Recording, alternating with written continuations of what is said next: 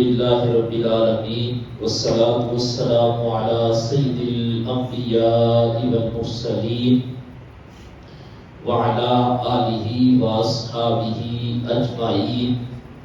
أما بعد فأعوذ بالله من الشيطان الرجيم. بسم الله الرحمن الرحيم.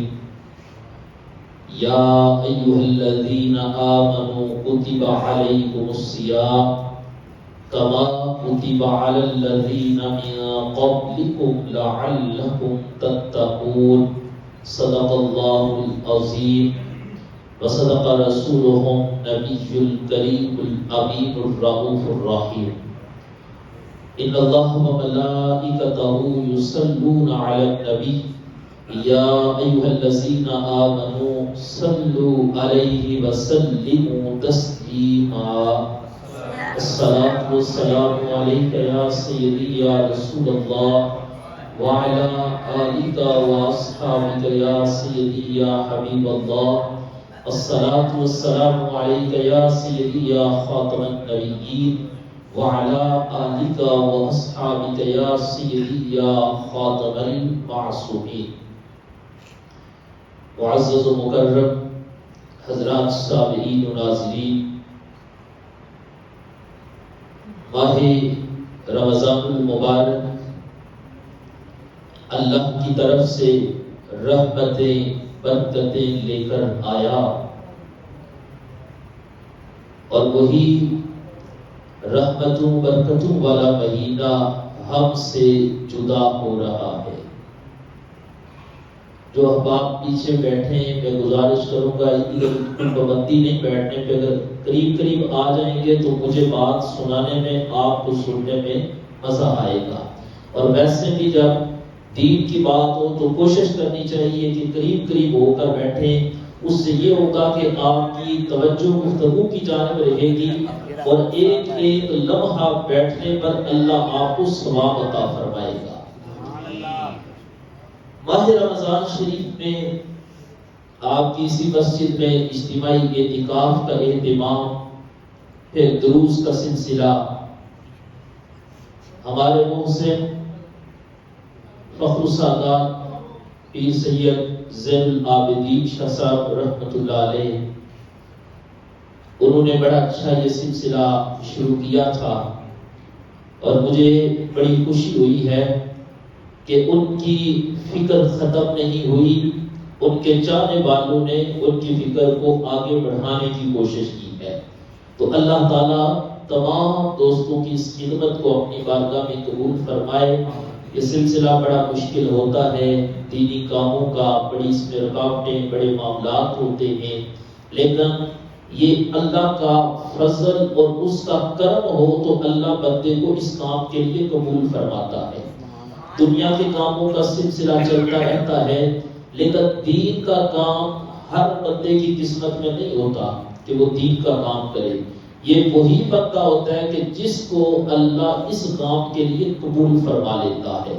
میری دلی دعا ہے کہ جو دوست اس عظیم مشن میں اپنا کردار ادا کر رہے ہیں، رب ذوالجلال انہیں استقامت عطا فرمائے اور مزید خدمت دین کی توفیق عطا فرمائے.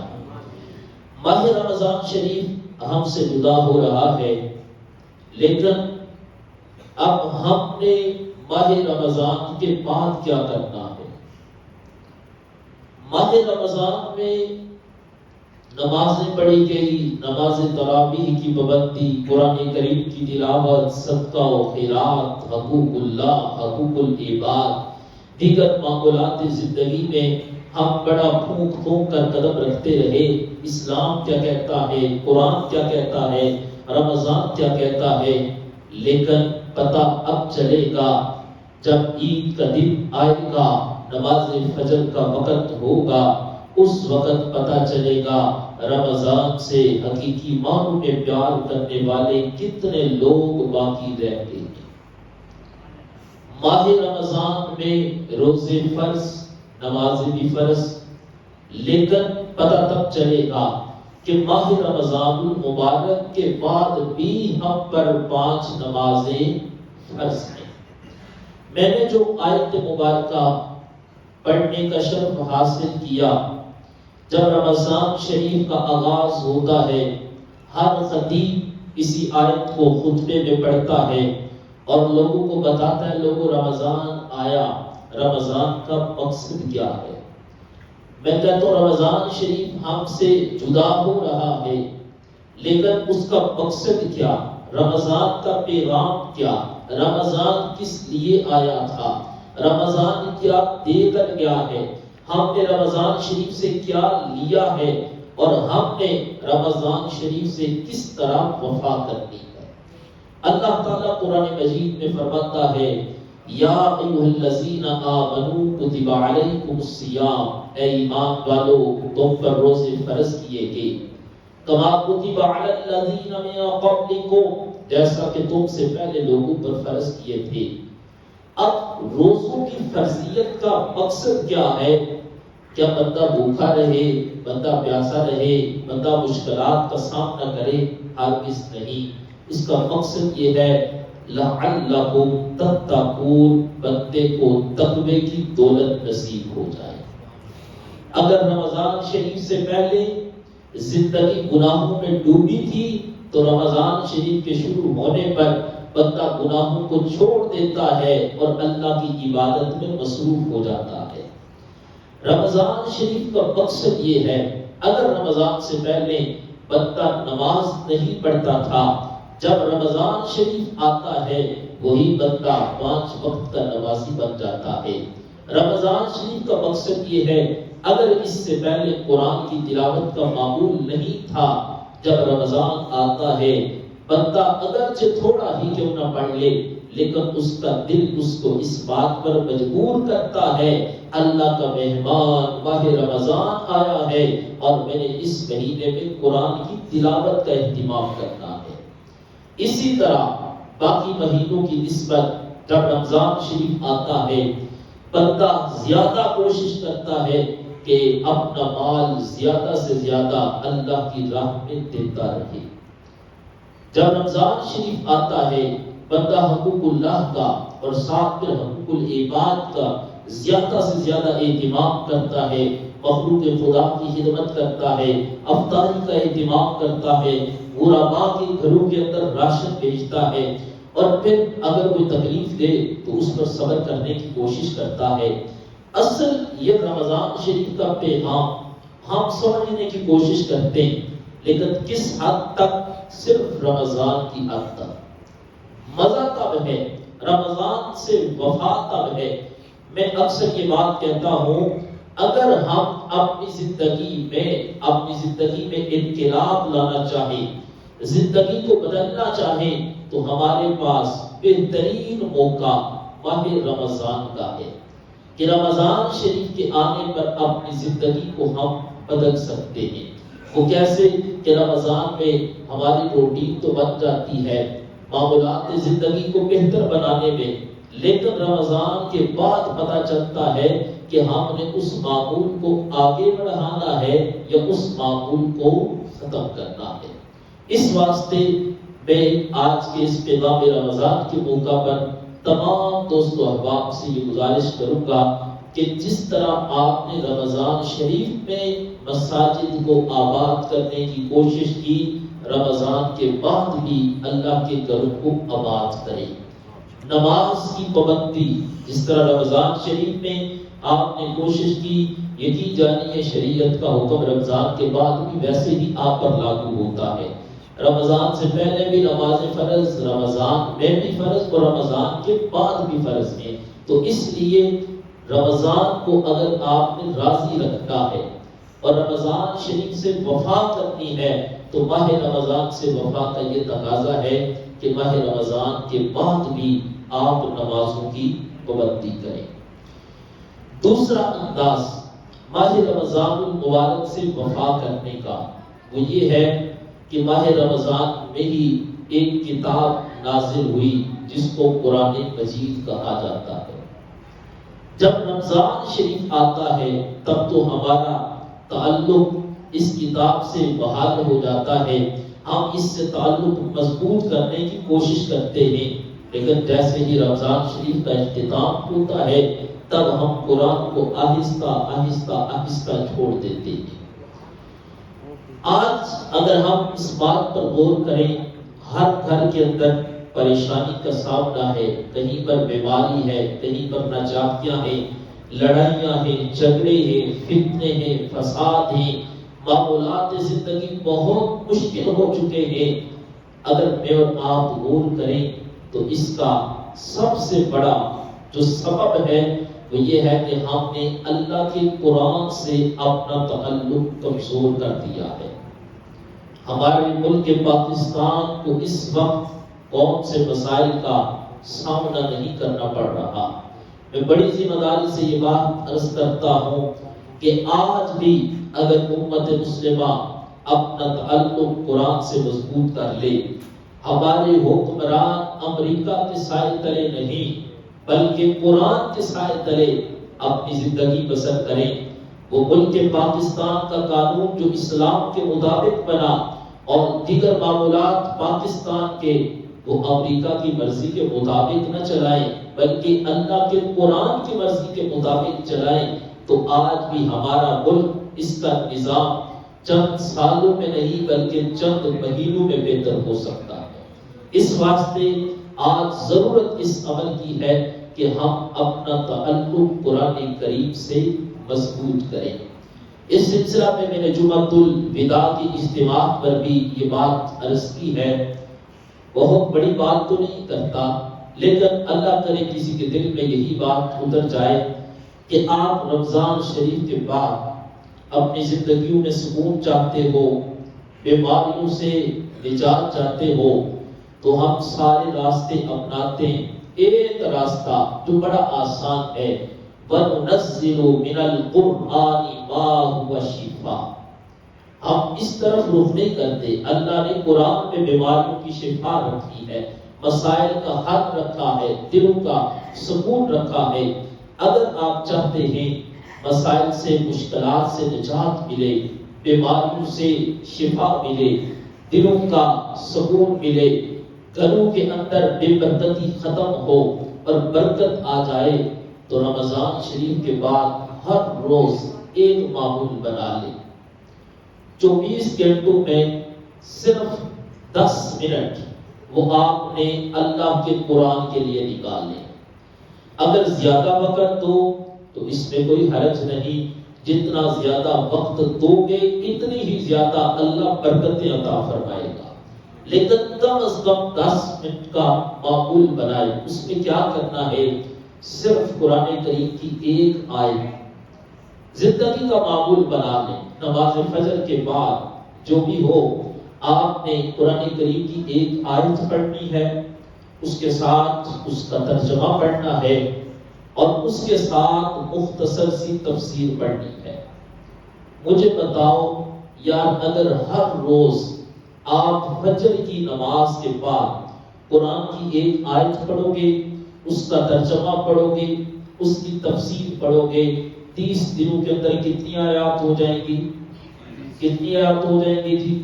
30 آیات۔ اب جب 30 دن گزریں گے نا، پھر آپ کا ضمیر آپ کو اس بات پر مجبور کرے گا، یار 30 دن گزر گئے، میں نے قرآن کو پڑھا ہے، ناظرہ بھی پڑھا، ترجمہ بھی پڑھا، ساتھ اس کی تفسیر کو بھی پڑھا، اب میں جو زندگی گزار رہا ہوں، میری زندگی قرآن کی مرضی والی زندگی نہیں ہے۔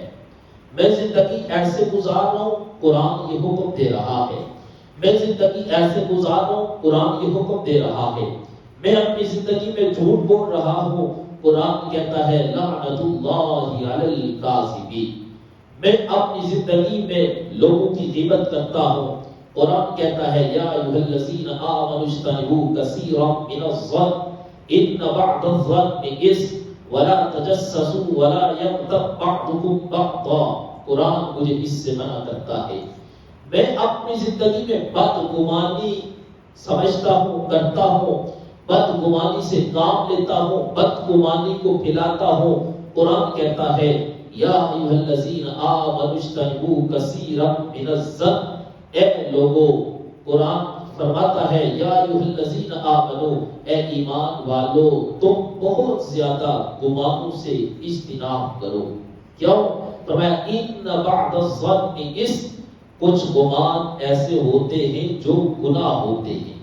اب جب ایک طرف آپ یہ رکھو گے اور دوسری طرف اپنی زندگی کا ایک ایک دن رکھو گے، پھر ایک مہینے کے بعد دل مجبور کرے گا قرآن کا روز مطالعہ کرتا ہوں، تلاوت کرتا ہوں، ترجمہ پڑھتا ہوں، تفسیر پڑھتا ہوں، قرآن یہ کہتا ہے، میں ایسے زندگی بسر کرتا ہوں، پھر دل اس بات پر مجبور کر دے گا آج کے بعد زندگی اپنی مرضی سے نہیں گزارنی، میں نے اپنی زندگی اپنے رب کی کتاب قرآن مجید کی مرضی کے مطابق گزارنی ہے۔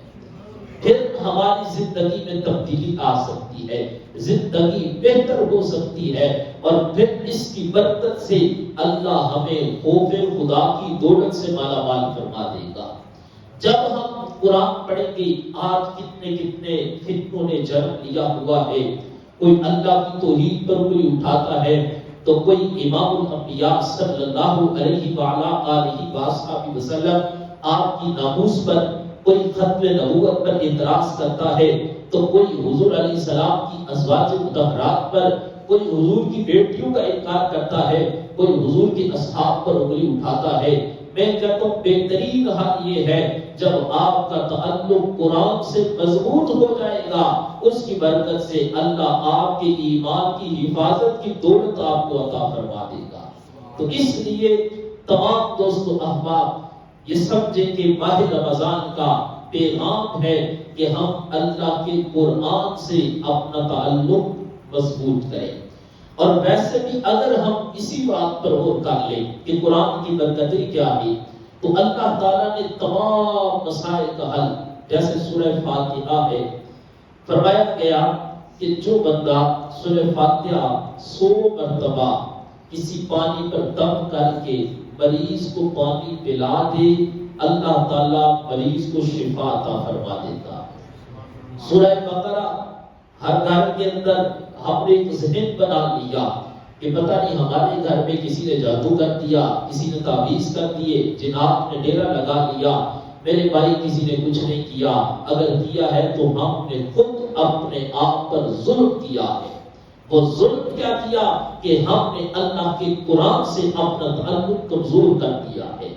یہی قرآن جس کو پڑھ کر مسلمانوں نے ترقی کی، آج مسلمان ذلت و رسوائی کا سامنا کیوں کر رہے ہیں کہ انہوں نے اسی قرآن سے اپنا تعلق کمزور کر دیا ہے۔ جب ہمارا بچپن ہوتا تھا تو رمضان شریف میں مساجد کے اندر قطاریں لگی ہوتی تھی، قرآن پڑھنے والوں کی کثیر تعداد موجود ہوتی تھی، بچے مسجدوں میں آ کر قرآن پڑھتے تھے۔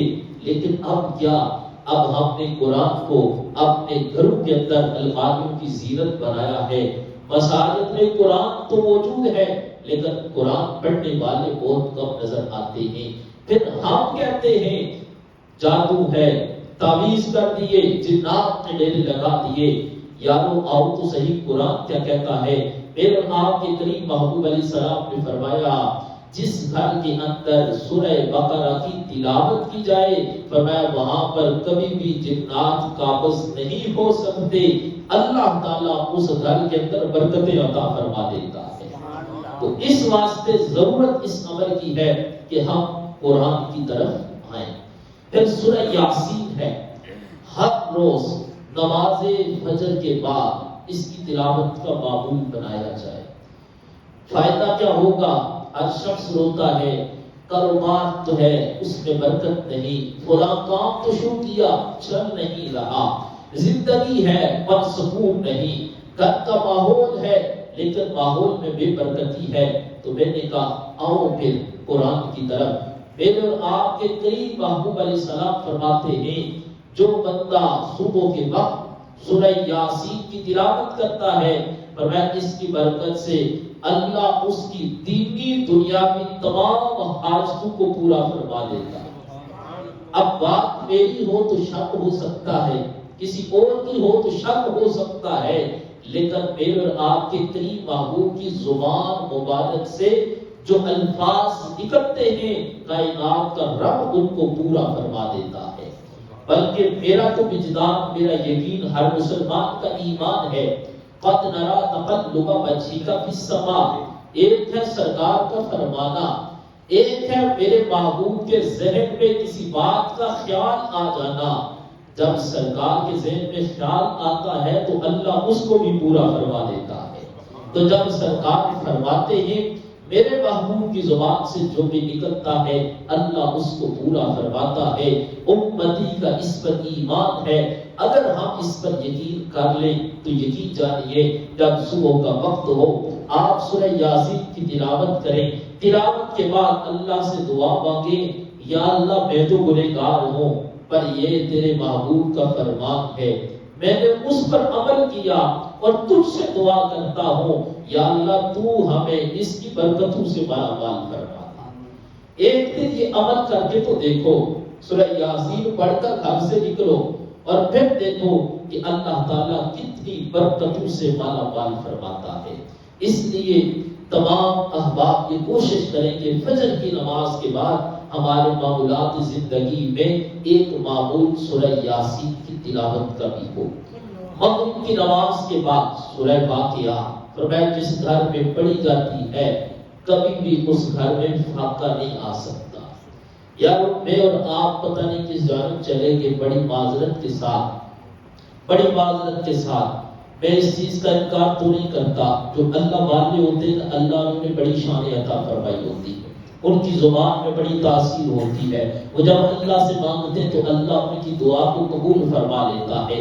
لیکن ہم ان اللہ والوں کی طرف بہت کم جاتے ہیں، ہم دوسروں کی جانب قدم بڑھاتے ہیں، پتہ چلے وہ فلاں بندہ ہے، ہم اس کے پاس ہفتے میں 4 چکر لگا لیتے ہیں، لیکن گھر میں جو اللہ کی کتاب قرآن موجود ہے ہم اس کی طرف نہیں جاتے کہ ہم قرآن پڑھ کر تو دیکھیں قرآن کی برکت سے اللہ کتنی برکتیں عطا فرماتا ہے۔ اب حضور کا فرمان ہے جس گھر میں سورہ واقعہ کی تلاوت کی جائے فرمایا وہاں پر فاقہ نہیں آتا، محتاجی نہیں آتی، لیکن ضرورت اس عمل کی ہے کہ ہم اس کو بھی اپنا معمول بنائیں۔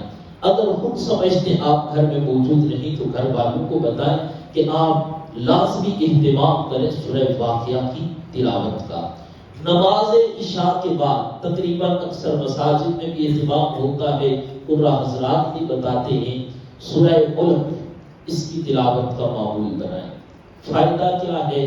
ایک دن دیکھا گیا کہ قبر سے سورہ ملک کی تلاوت کی آواز آ رہی ہے، پھر آپ کے قریب محبوب سے سوال کیا گیا تو حضور علیہ السلام نے فرمایا اس وجہ سے یہ بندہ ہر روز سونے سے پہلے سورہ ملک کی تلاوت کرتا تھا، وہ جب دنیا سے گیا تو اس کی قبر سے بھی سورہ ملک کی تلاوت کی آواز آ رہی ہے۔ سورہ ملک کی بہت سی برکتیں ہیں، ایک فائدہ یہ ہے کہ جو بندہ اس کا معمول بناتا ہے اللہ تعالیٰ اس کو عذاب قبر سے نجات عطا فرماتا ہے۔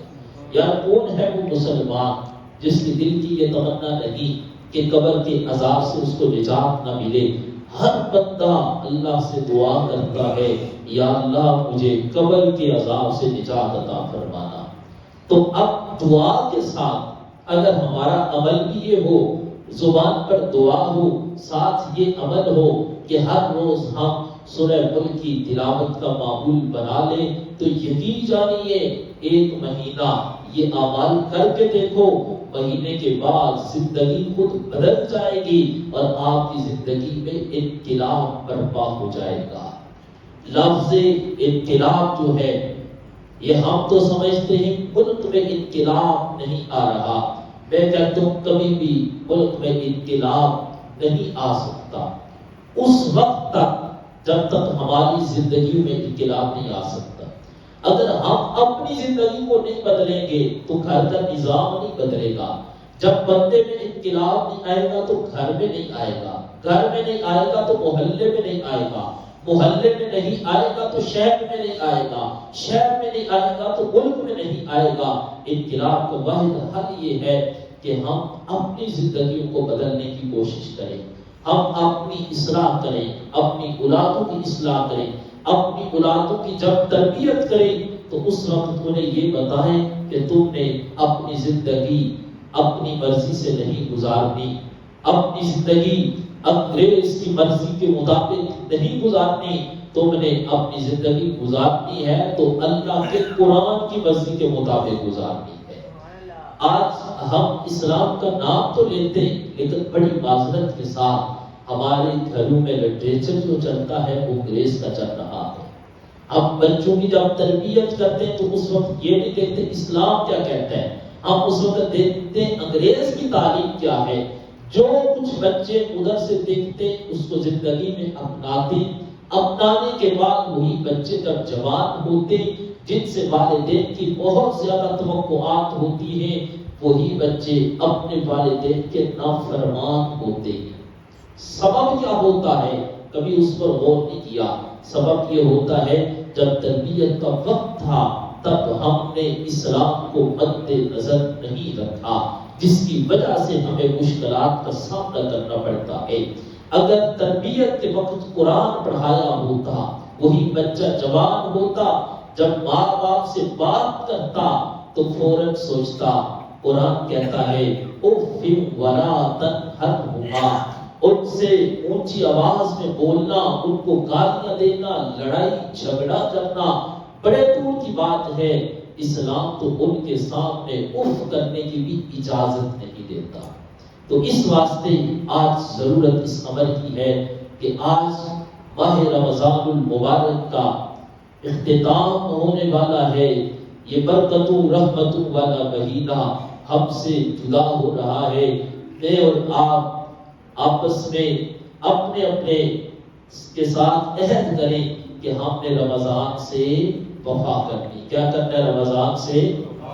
کس طرح وفا کرنی ہے کہ جس طرح رمضان میں ہم نے اپنے دلوں کے اندر اپنے رب کے خوف کو پیدا کیا، رمضان میں ہم نے نیک اعمال کیے، اپنے آپ کو گناہوں سے بچانے کی کوشش کی، اسی طرح ماہ رمضان کے بعد بھی ہم اپنے آپ کو گناہوں سے بچانے کی کوشش کریں گے۔